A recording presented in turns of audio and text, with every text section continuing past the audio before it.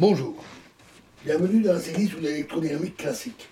Nous allons voir maintenant les équations de Maxwell macroscopiques, ou en présence, c'est-à-dire en présence de substances, de matériaux. Alors jusqu'ici, nous avons considéré les champs et les sources dans le vide. Si on connaît toutes les sources, c'est-à-dire toutes les sources ρ et J, sans exception, et dans le détail, les équations de Maxwell permettent en principe de trouver le champ électrique et magnétique E et B en tout point de l'espace et à tout instant. Dans le cas de sources bien définies et peu nombreuses, le problème ne présente pas de véritables difficultés.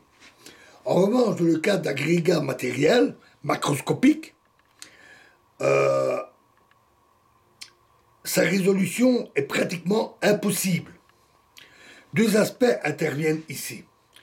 Le premier est le nombre de sources individuelles. Les particules chargées présentes dans les atomes et les noyaux est démesurément grand. Le second est que lors d'observations macroscopiques,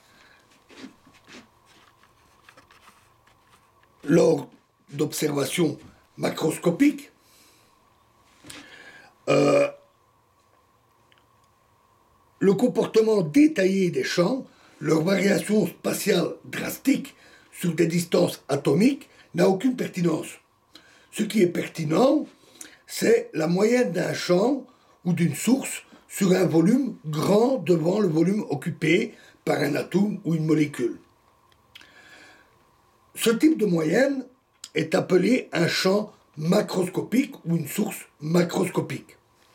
Plus tard, nous montrerons en détail que les équations de Maxwell macroscopiques ont la forme des équations que nous avions vues, où E et B représentent les moyennes des champs électriques et magnétiques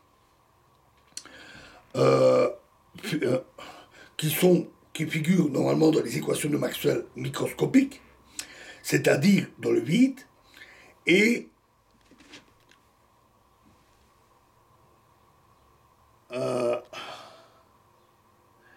les champs D et B, D et H, pardon. Donc on a E et B, et alors les champs D et H, qui sont appelés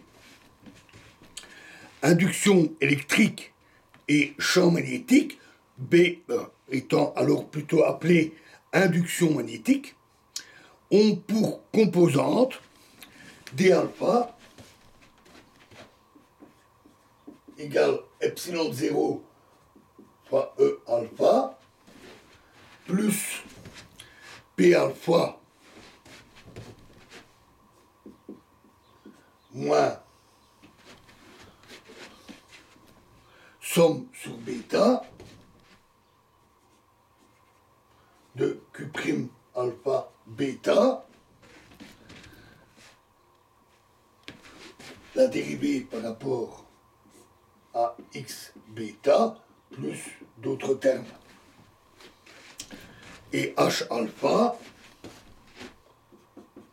de même, 1 sur mu0 B alpha moins M alpha, etc. en détail, pour de plus petits termes.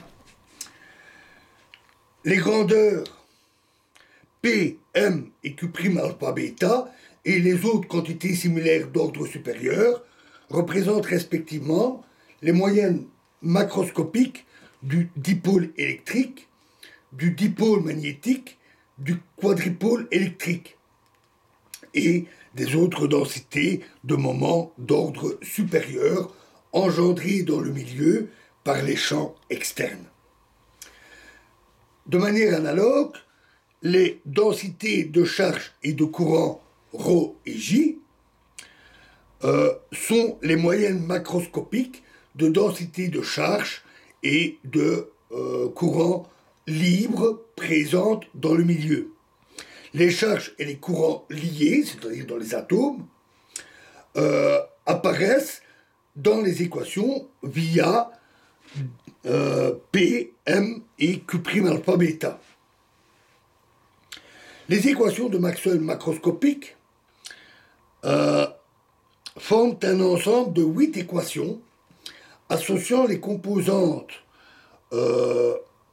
des 4 champs E, B, D et H.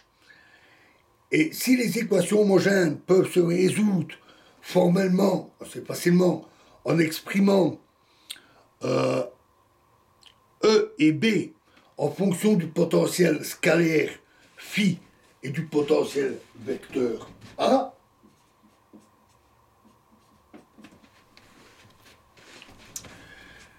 les équations inhomogènes exigent, pour être résolues, que l'on connaisse les relations qui unissent les champs qui décrivent D et H aux champs E et B.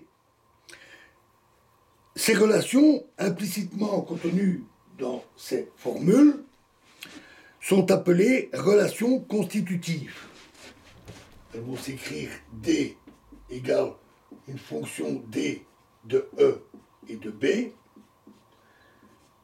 et H égale une fonction H de E et de B.